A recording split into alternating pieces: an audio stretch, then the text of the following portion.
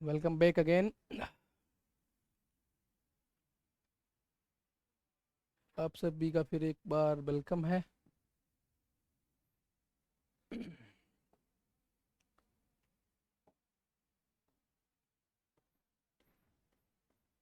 UC eight 2023 PG sociology के लिए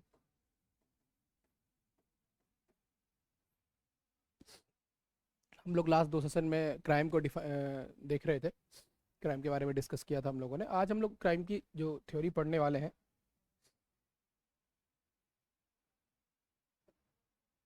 आज हम लोग पढ़ेंगे सोशियोलॉजिकल एक्सप्लेनेशन, है ना।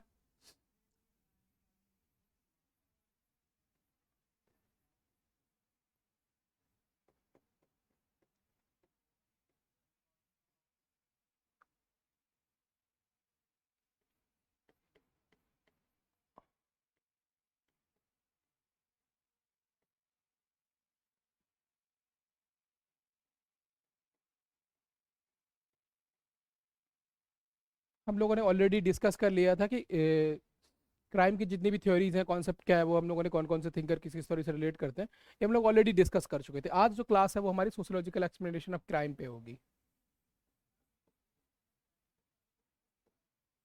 ठीक है। क्राइम जो है सोसाइटी से किस तरीके से रिलेट करता है, इसके बारे में आज हम लोग जानेंगे। ठीक है, चलिए देखिए। सोशियोलॉजिकल एक्सप्लेनेशन में सबसे जो प्रोमिनेंट नाम है,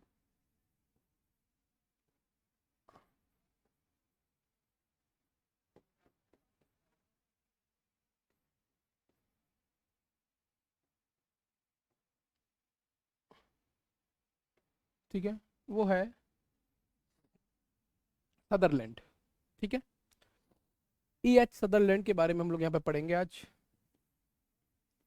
इन्होंने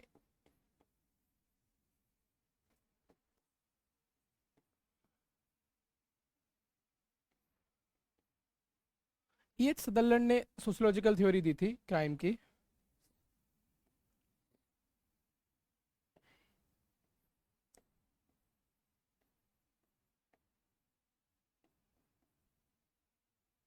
ठीक है, सोशियोलॉजिकल थ्योरी दी थी ई एच सदरलैंड ने।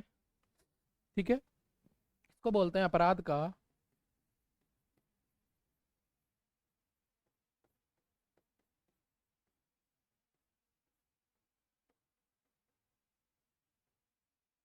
समाजशास्त्रीय सिद्धांत।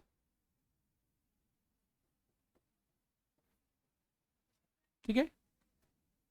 तो इरविन सदरलैंड ने सोशियोलॉजिकल एक्सप्लेनेशन में दो फैक्टर्स को उन्होंने बहुत इंपॉर्टेंट माना।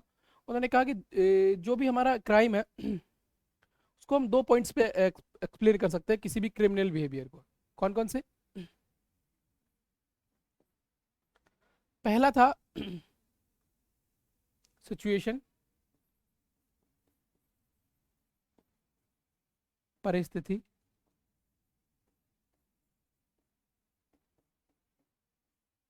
ठीक है। दूसरा था जेनेटिक और हिस्टोरिकल।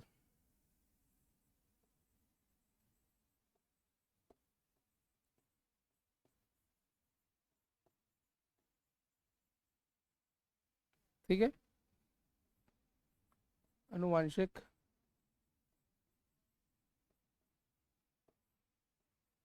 या ऐतिहासिक।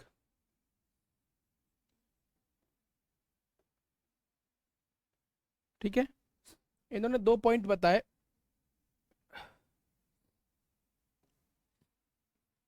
कि देखिए, पहला पॉइंट तो था कि कोई भी क्राइम जो होता है वो सिचुएशन पे भी डिपेंड करता है।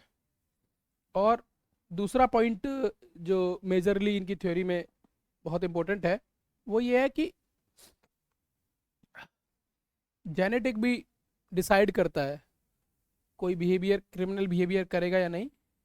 उसका बैकग्राउंड भी डिसाइड करता है।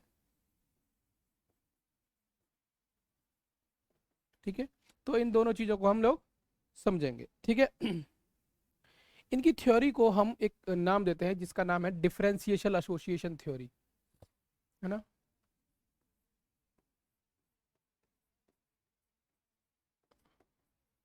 डिफरेंशिएशन डिफरेंशियल एसोसिएशन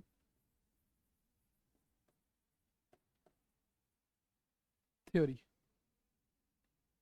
ठीक है, थ्योरी को इन्होंने प्रेजेंट किया था 1939 में।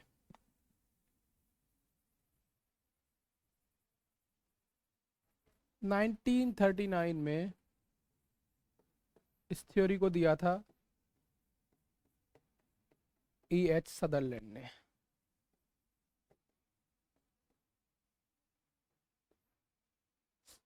ठीक है, E.H. सदरलैंड ने 1939 में इस थ्योरी को दिया था। चलिए,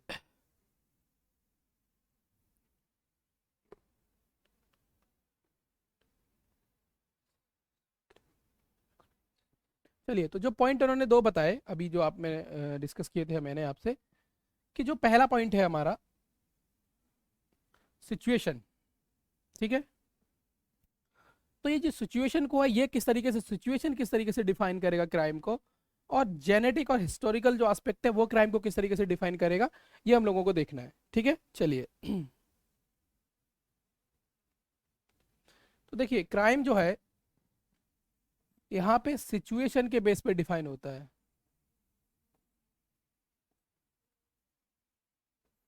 ठीक है, in the persist of time, persist of time. ठीक है, जो एक्सप्लेन किया जाएगा क्राइम को, एक्सप्लेनेशन की जाएगी क्राइम की, वो दो एस्पेक्ट में होगी। कौन कौन से दो एस्पेक्ट? एक तो क्या करेंगे, सिचुएशनल, है ना, सिचुएशन के अकॉर्डिंग डिफाइन किया जाएगा क्राइम को, कि व्हाट इज क्राइम और नॉट।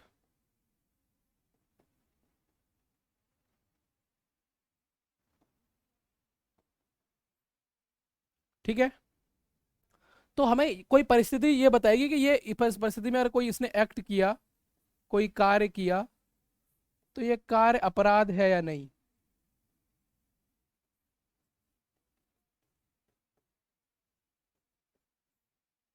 ठीक है, ये कार्य अपराध है या नहीं।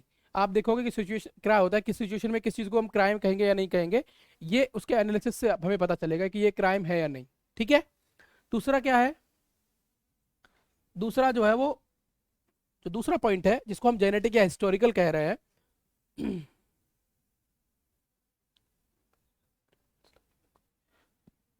इट डिफाइंस द क्राइम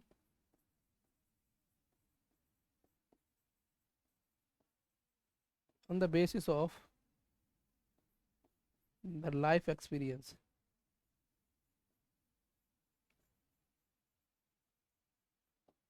ठीक है, on the basis of life experience, जीवन के अनुभव के आधार पे हम बताएंगे कि इस व्यक्ति ने क्राइम किया है या नहीं किया। ठीक है, ठीक है, तो देखो अब जैसे कि ये अगर पीछे भी ये क्राइम करता रहा होगा, है ना,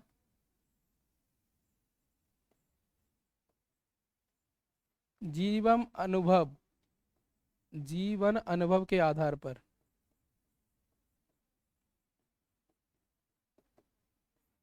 ठीक है, जीवन अनुभव के आधार पे बताएंगे। देखिए जैसे कि मान के चलिए, अगर कोई व्यक्ति है उसने पीछे पास्ट में भी क्राइम किए हुए हैं, तो हम ये कंसीडर कर लेंगे, अगर उसने कोई एक्टिविटी की, कोई एलिगेशन लगा रहा है, तो हम ये मान के चलते हैं कि हाँ इसने क्राइम किया होगा, क्योंकि ये पहले भी क्राइम कर चुका है, ऐसा मान के चलते हैं ना।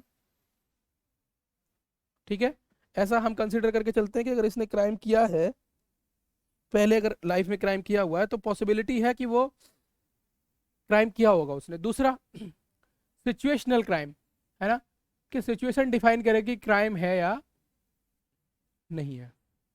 ठीक है, इसको डिफरेंशिएशन एसोसिएशन थ्योरी क्यों बोलते हैं, इसके बारे में भी हम लोग देखेंगे। ठीक है, देखो डिफरेंशियल एसोसिएशन थ्योरी ये क्राइम की एकदम सोशियोलॉजिकल थ्योरी है। ठीक है, ये कहती है कि जो क्राइम है ना, क्राइम,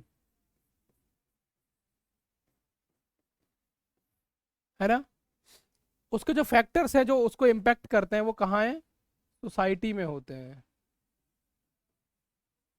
ठीक है, समाज ही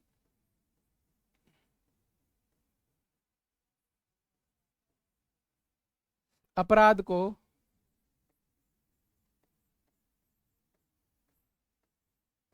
प्रभावित करता है।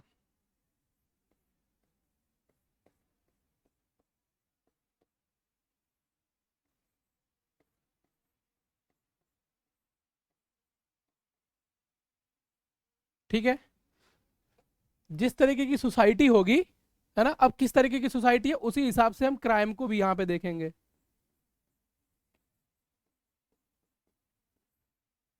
है ना, हो सकता है ट्रेडिशनल सोसाइटी हो तो क्राइम ज़्यादा हो, और टेक्नोलॉजिकल हो तो क्राइम कम हो। तो सोसाइटी क्या है, एक इम्पोर्टेंट फैक्टर है। जैसे अभी तक ज्योग्राफी या फिर साइकोलॉजिकल या सोशियोलॉजिकल साइकोजेनिक फैक्टर्स जो रोल अदा कर रहे थे, अब सोसाइटी क्राइम के रेस्पेक्ट में एक रोल अदा करेगी कि एक्चुअली वो बताएगी क्राइम क्या है। ठीक है, चलिए।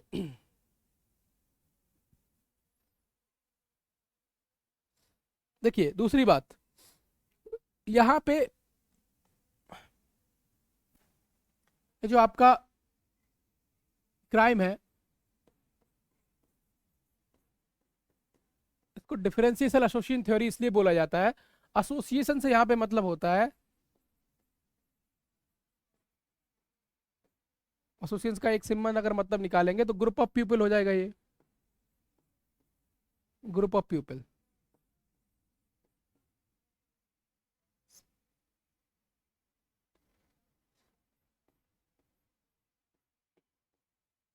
ठीक है, एसोसिएशन का मतलब है ग्रुप ऑफ पीपल है ये। तो देखिए, जब कोई व्यक्ति अपने जीवन में होता है तो ऐसे ग्रुप ऑफ पीपल बहुत सारे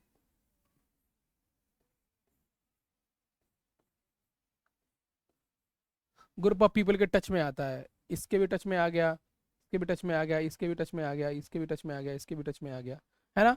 तो यहां से जब वो इन डिफरेंट डिफरेंट एसोसिएशंस, जिनको आज हम सोशल ग्रुप भी कहते हैं, ये डिफरेंट डिफरेंट एसोसिएशन के इंटरेक्शन में आता है। ठीक है, तो जब डिफरेंट एसोसिएशन के इंटरेक्शन में कोई व्यक्ति आता है, उनके टच में आता है, तो ये जो एसोसिएशन है ना, ये एसोसिएशंस, ये एसोसिएशंस, ये एसोसिएशंस, ये वाली ये इसको कुछ ना कुछ इम्पैक्ट करती हैं, बिहेवियर को इम्पैक्ट करती हैं। ठीक है, impact the behaviour of him, उसके व्यवहार को प्रभावित करती हैं। ठीक है, जब व्यक्ति इन सारे ग्रुप्स के टच में आता है तो इनसे लर्न सो मैनी थिंग्स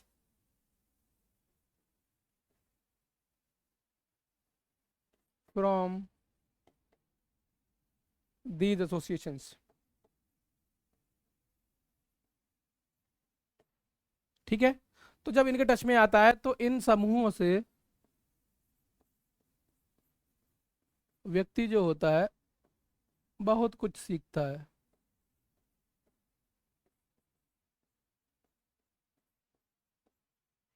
ठीक है, सोशलाइजेशन होता है उसका, सोशलाइजेशन के थ्रू वो बहुत कुछ सीख लेता है, लर्न कर लेता है ना।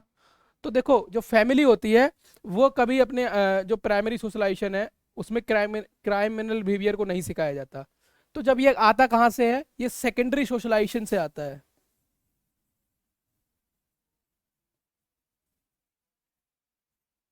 ठीक है, तो व्यक्ति जब ऐसे डिफरेंट डिफरेंट ग्रुप्स के टच में आता है,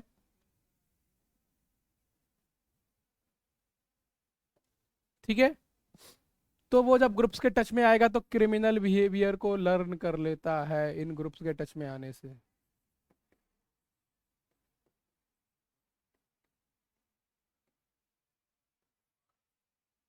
ठीक है, लर्न द क्रिमिनल बिहेवियर। ठीक है, बाय इंटरेक्टिंग, बाय इंटरेक्टिंग नहीं चला दो, कोई दिक्कत नहीं, दीज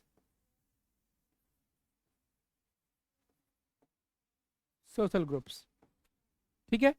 तो व्यक्ति जब बहुत सारे लोगों के ग्रुप्स के टच में आता है, तो वो हो सकता है अच्छे लोगों के टच में आएगा, है ना,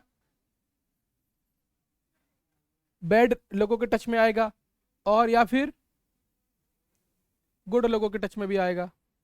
तो गुड लोग तो उसको क्राइम नहीं सिखाएंगे, मगर ब्राइड लोग जो होते हैं जिनकी हैबिट ही है, हो सकता है वो उसको क्राइम सिखाए, क्राइम कर, how to deal with crime, कैसे सीखते हैं, क्राइम कैसे करते हैं, और बहुत सारी चीज़ें कैसी होती हैं इसके बारे में। ठीक है। तो क्राइम जो हम सीख रहे हैं सोसाइटी से, वो क्यों है, उसके पीछे रीज़न क्यों है कि हम डिफरेंट डिफरेंट एसोसिएशंस के टच में आते हैं, उनसे इंटरेक्ट करते हैं, उनका अच्छा बुरा सब एक्सेप्ट कर लेते हैं, वहीं से हमारे अंदर क्रिमिनल बिहेवियर का जन्म होता है।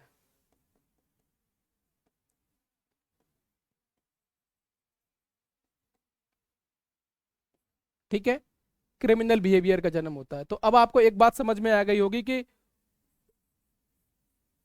हु इज द प्रोड्यूसर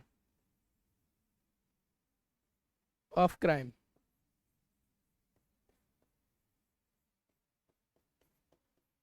ठीक है। तो आप कौन है, ये सोसाइटी है, क्योंकि ये सोसाइटी जो है वो प्रोड्यूसर है, क्राइम को प्रोड्यूस करती है, क्योंकि ये डिफरेंट डिफरेंट जो एसोसिएशन है हमारे, वो क्या है, वो सोसाइटी का ही पार्ट है। ठीक है। तो ये हमारी है यहाँ पे दो तीन लाइनें मैं आपको नोट डाउन करा देता हूँ, जिससे कि आपको दिक्कत ना हो। ठीक है। This theory states that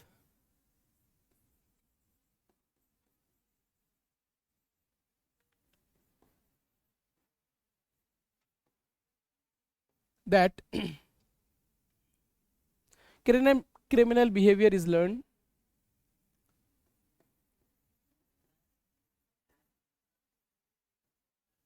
behavior is learned। ठीक है।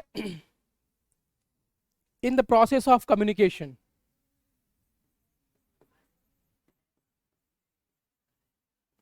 process of communication। ठीक है। in the process of communication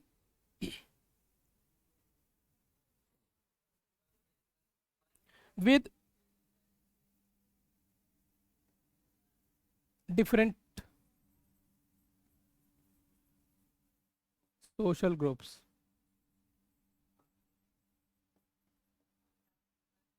ठीक है। तो ये क्या कह रही है कि यहाँ पे जो हमारा अपराध,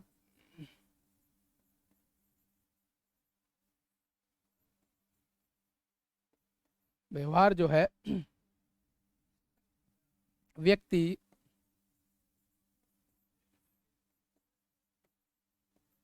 विभिन्न समूहों के साथ संपर्क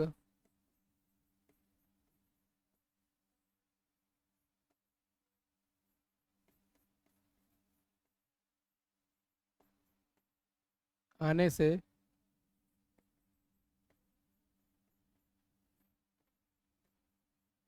सीखता है। ठीक है। आपराधिक व्यवहार व्यक्ति विभिन्न समूहों के साथ संपर्क में आने से सीखता है, ये एकदम प्योर एनालिसिस इस थ्योरी का, कि जो सोसाइटी है वही हमें क्राइम सिखाती है। ये सोशियोलॉजिकल एक्सप्लेनेशन है। ठीक है। चलिए, अब देखो कुछ सपोर्टर्स हैं इस थ्योरी के जो आपको पढ़ने पड़ेंगे। ठीक है।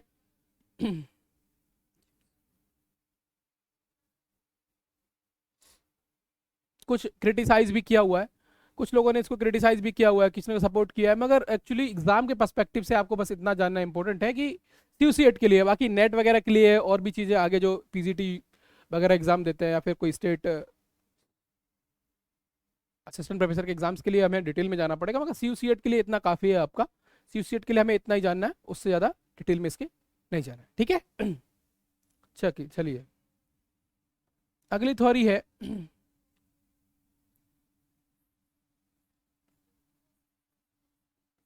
Email Durkheim.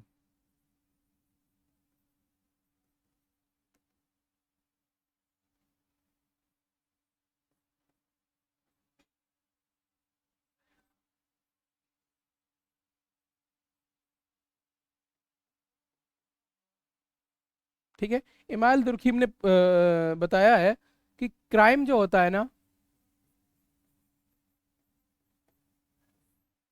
वो क्या करता है, पॉजिटिव फंक्शन रखता है।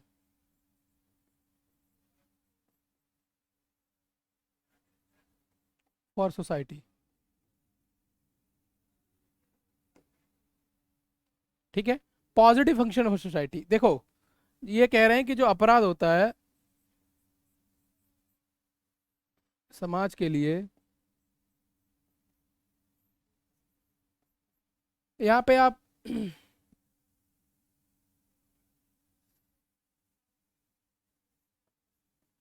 सकारात्मक होता है।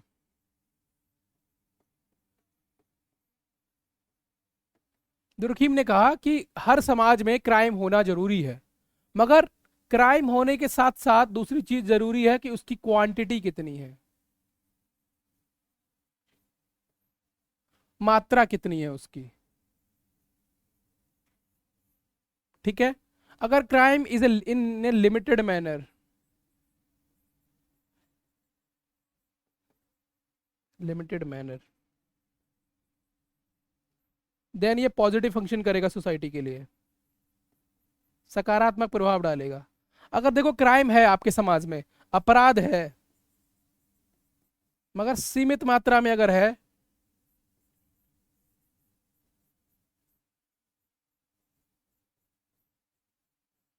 तो ये क्या करेगा, आपके लिए फंक्शनल होगा, प्रकार्यात्मक होगा, आपके लिए पॉजिटिव इंपैक्ट क्रिएट करेगा। मगर इसकी अगर हम क्राइम की अगर मात्रा को बढ़ा देंगे तो ये डिसफंक्शनल हो जाएगा, है ना, अप्रकार्यात्मक हो जाएगा। इसके लिए फिर हमारे लिए निगेटिव इम्पैक्ट डालेगा अगर मात्रा हम बढ़ा देंगे तो। थोड़ा बहुत क्राइम होना जरूरी है सोसाइटी में। कैसे, अगर क्राइम नहीं होगा समझिए अब इसको आप, अगर देखो क्राइम नहीं है सोसाइटी में, अगर क्राइम नहीं है तो बहुत सारी चीजें नॉन फंक्शनल हो जाएंगी हमारे लिए। जैसे लॉ, लॉ क्यों बनाया गया है, लॉ इसलिए बनाया गया कि कोई भी अगर क्राइम करता है तो उसको उसको दंड दिया जा सके, ठीक है। उसको ये बताया जाएगा कि आपने सही गलत की जांच करने के लिए बनाया गया है ना लॉ। जब क्राइम ही नहीं होगा, कोई गलत कुछ करेगा ही नहीं, तो इसका एग्जिस्टेंस एकदम खत्म हो जाएगा हमारे लिए, ठीक है। वेलफेयर स्टेट, वेलफेयर स्टेट जो है ना, वेलफेयर स्टेट का काम है कि जो लोग क्राइम करते हैं उनको पकड़ के सजा दो, ठीक है। अब वेलफेयर स्टेट जब क्राइम ही नहीं करेगा तो इसका कॉन्सेप्ट एकदम खत्म हो जाएगा, कॉन्सेप्ट एकदम नहीं खत्म होगा मगर इसकी यूटिलिटी कम हो जाएगी, ठीक है। तो क्राइम थोड़ा होना जरूरी भी है, अगर आपके थोड़ा बहुत क्राइम नहीं होगा तो जो राज्य है उसकी भूमिका में कमी आ जाएगी, रोल उसका कम हो जाएगा,